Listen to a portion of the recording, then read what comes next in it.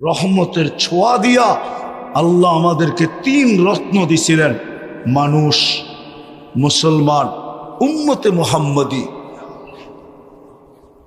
আল্লাহর করণীয় শেষ, এখন আমার 3টা করণীয়। পারবা? যুবকরা কি বলে, পারবা? পাক্কা তো? ডেলি 2 বেলা তওবা করো, ঘুমানোর সময় আর ঘুমের থেকে উঠা।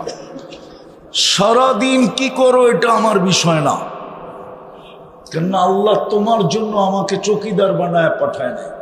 কুরআন বলে লাস্তা আলাইহিম বিমুসাইতির, তোমার জন্য চৌকিদার রাখা আছে 3 ধরনের, কিরামান কাতিবিন ইয়ালামুনা মা তাফআলুন।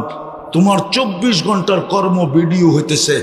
মা মিন কওলিন ইল্লা লাদাইহি রাকিবুন আতীদ, সারাদিনের কথা 2 ফেরেশতা অডিও করতেছে। ইয়ালামু খাইনাতাল আয়ুনি ওয়া মা তুখফিস সুদূর, চোখের ইশারায় কি বুঝাইতেছো, মনের ভিতরে কি গাইতেছো, কি ভাবতেছো, ওটা স্বয়ং আল্লাহ সুরক্ষিত করতেছে। বিদায় আমার এটা নিয়ে বাবারই দরকার নাই।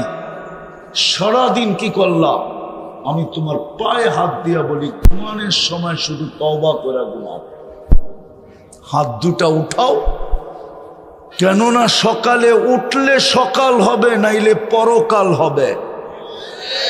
উঠলে সকাল, না উঠলে বিদায়। তুমি বুদ্ধির পরিচয় দাও, আগেই হাত উঠায় তওবা করো, ঘুমের থেকে উঠে আবার তওবা করো।